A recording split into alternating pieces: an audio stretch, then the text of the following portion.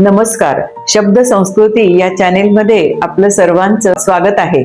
माझ्या कथा तुम्हाला कशा वाटता आहेत याविषयी तुम्ही कमेंट्स बॉक्समध्ये अवश्य कळवा. माझ्या चॅनेलला सबस्क्राईब करा, लाईक करा आणि शेअर करा.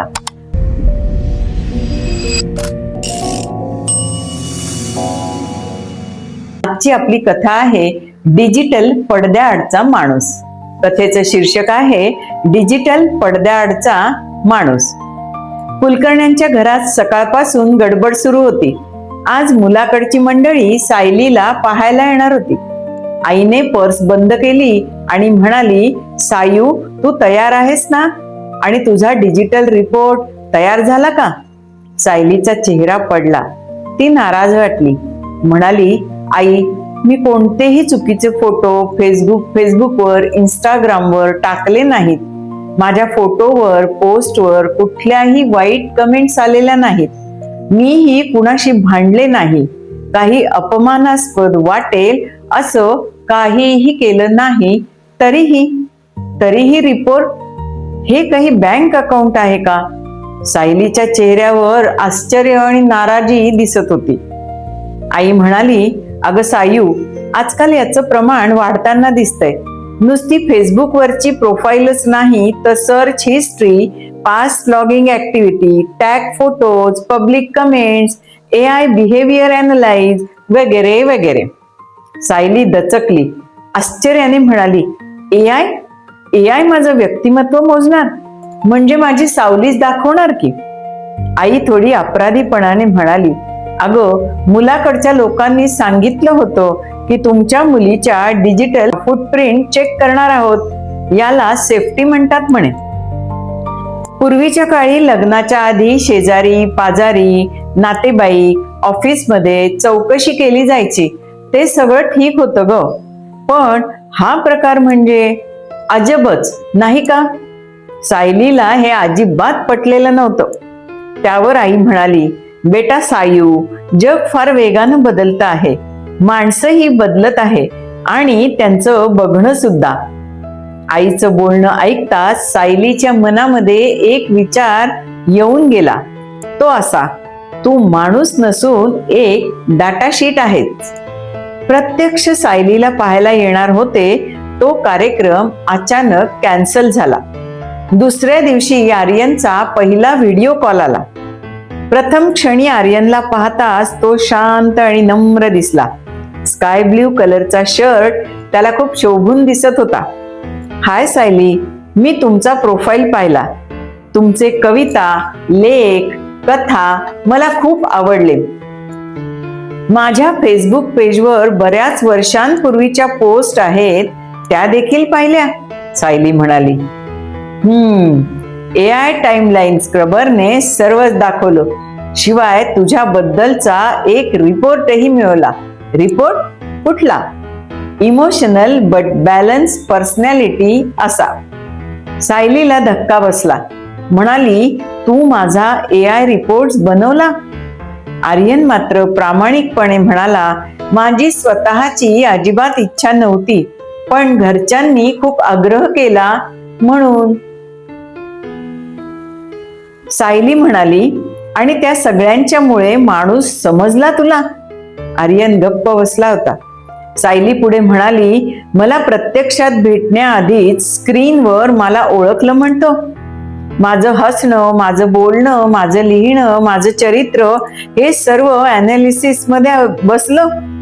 तुम्ही खूपच विचार करता. मला आवडलं. सायली मात्र गंभीरपणे म्हणते, अरे, मीही एक माणूस आहे. मला सुद्धा माणसासारखंच जगायचं आहे. माझं आयुष्य मला AI कडून जाणून घ्यायचं नाहीये आणि तूही जाणून घेऊ नये असं मला प्रामाणिकपणे वाटतंय. कॉलमध्ये अडथळा आल्याने कॉल तिथेच संपला. त्या रात्री इंस्टाग्रामवर आपलेच फोटो संशयाने सायली पाहू लागली. इथे ट्रेकिंग करते म्हणजे ही मुलगी घरात राहील का? इथे हा फोटो वेस्टर्न आणि कमी कपड्यातला आहे. मुलगी संस्कारी असेल का? ही पोस्ट इमोशनल दिसते म्हणजे मेंटली अनस्टेबल आहे का?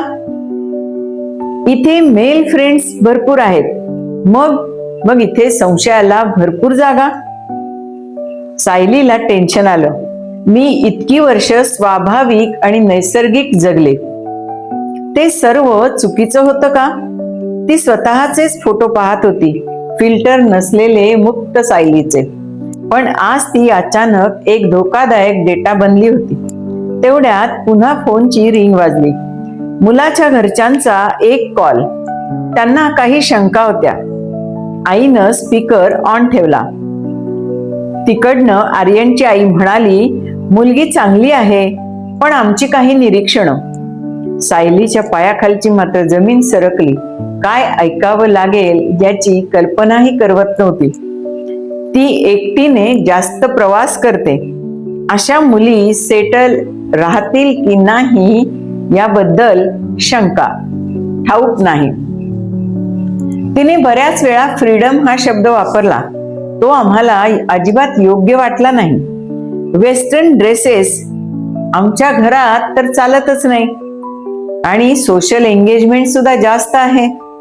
मुलगी फार स्वतंत्र दिसते, इंडिपेंडेंट वाटली. शेवटी we need time to think. Phone cut. सायलीला वाटलं की कोणीतरी तिच्या आयुष्यातून तिची स्वतःचीच ओळख पुसून टाकली आहे. ती आरशासमोर उभी राहिली. डोळे अश्रूंनी डबडबलेले, केस विस्कटले, चेहऱ्यावर थकवा जाणवत होता. देहबोलीतून अस्वस्थता दिसत होती. ही मी आहे? हे माझं खरं रूप आहे? पण हे तर डिजिटल रिपोर्टमध्ये येणारच नाही. स्वतःशीच तिचा संवाद सुरू झाला. मी चुकीची नाही. माझं तंत्रज्ञान चुकीचं आहे का? त्याला जे दिसतं, सांगितलं जातं तेच तो करतो.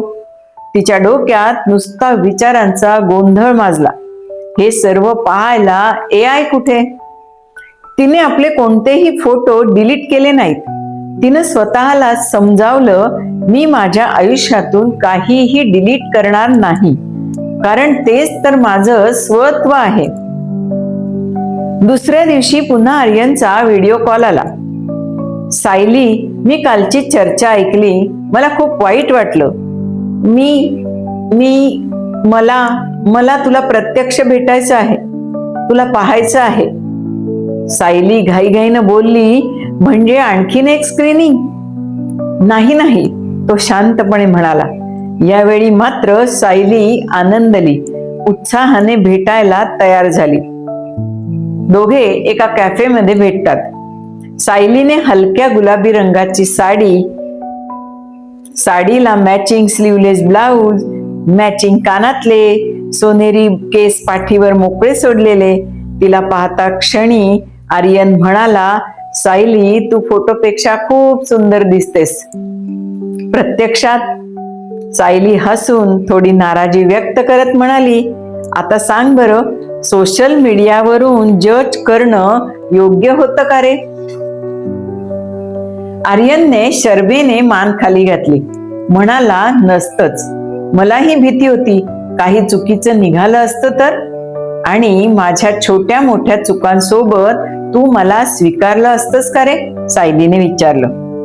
पुढे म्हणाली, आर्यन, मी परफेक्ट नाही, ना व्यक्तिमत्वात ना फोटोंमध्ये. कुठलीच व्यक्ती कधीच परफेक्ट नसते. मग लग्नासाठीच फक्त परफेक्शन का लागतं रे?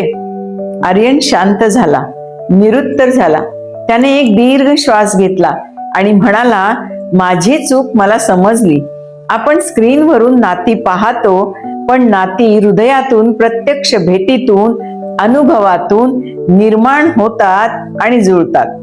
माझी आई तुझे वेस्टर्न कपडे घातलेले फोटो पाहून शंका घेत होती, पण त्यात तू मला आत्मविश्वासू महिला वाटलीस. आणि तुझे ट्रेकिंगचे फोटो, त्यात तुझं धाडस दिसलं. आणि इमोशनल फोटोवरून तुझ्या भावना माझ्या लक्षात आल्या. सायली म्हणाली, हो, पण ते तू काल पाहिलं नाहीस ना? आर्यन म्हणाला, हो ग, पण काल मी तुझा डिजिटल रिपोर्ट पाहिला होता. आज प्रत्यक्ष भेटीतून तुला जाणून घेतलंय. त्या भेटीनंतर काही दिवसांनी दोन्ही कुटुंब एकत्र बसलेली होती. आर्यनची आई म्हणाली, तुमची मुलगी खूपच मॉडर्न आहे. थोडी आमच्या घरात ऍडजस्ट. त्यांचं वाक्य पूर्ण होण्याच्या आतच सायली म्हणाली, अगदी ठामपणे, काकू, मी नक्कीच ऍडजस्ट करू शकते हो, पण माझं आयुष्य स्क्रीनवरून जज करणार नसेल तरच. सायलीची आई अवाक झाली. आर्यनची आई म्हणाली, आजकाल सर्वजण सुरक्षा पाहतातच ना. सायली म्हणाली, पण सुरक्षितता म्हणजे सततचा संशय नाही ना काकू. जर तुमच्या घरात मला डेटा म्हणून पाहिलं जाणार असेल तर तिथे तुमची मुलगी बनून मी राहू शकणार नाही. घरात पुन्हा एकदा शांतता पसरली. काही वेळाने आर्यन उठला आणि म्हणाला, आई, सायलीचं बरोबर आहे. डिजिटल स्क्रीनिंगने वाईट लोक टाळता येतीलही, पण चांगली माणसंही गमावली जातील ना. पुन्हा क्षणभर शांतता. आर्यनची आई म्हणाली, पोरी, मला माफ करशील ना. कदाचित आम्ही चुकीच्या पद्धतीने तुझी माहिती मिळवत होतो. सायली म्हणाली, मला आर्यनशी लग्न करायचं आहे. तुमच्या घरी सून म्हणून यायचं आहे काकू, पण नियंत्रण म्हणून नाही, तर एक स्वीकार म्हणून. आर्यनच्या आईने सायलीला घट्ट मिठीत घेतलं. म्हणाली, पोरी, आपण नव्याने सुरुवात करूया. सायलीची आई दोघींच्याकडे आश्चर्याने आणि प्रेम भरल्या नजरेने पाहू लागली. लग्नानंतर सायली आणि आर्यनचा एक फोटो व्हायरल झाला. दोघेही पावसामध्ये चिंब भिजलेले होते. साधासा पोशाख, कोणतेही फिल्टर नाही, कुठली सजावट नाही, आणि त्या फोटोच्या खाली लिहिलेलं होतं, आमचं जीवन फिल्टर शिवाय. कारण खऱ्या नात्यांना डिजिटल क्लिअरिटी लागतच नाही. आर्यन हसला, म्हणाला, सायली, तू डिजिटल वर्ल्ड मध्ये हरवली नाहीस, तू त्याला मानवी बनवलंस. त्यावर सायली म्हणाली, आणि आपल्या नात्याची पहिली अट काय रे? डिजिटल नाही, ह्युमन व्हेरिफिकेशन. आणि दोघं मनापासून हसले. कशी वाटली मला माझी ही कथा? आवडली असल्यास कमेंट्स बॉक्समध्ये कळवा.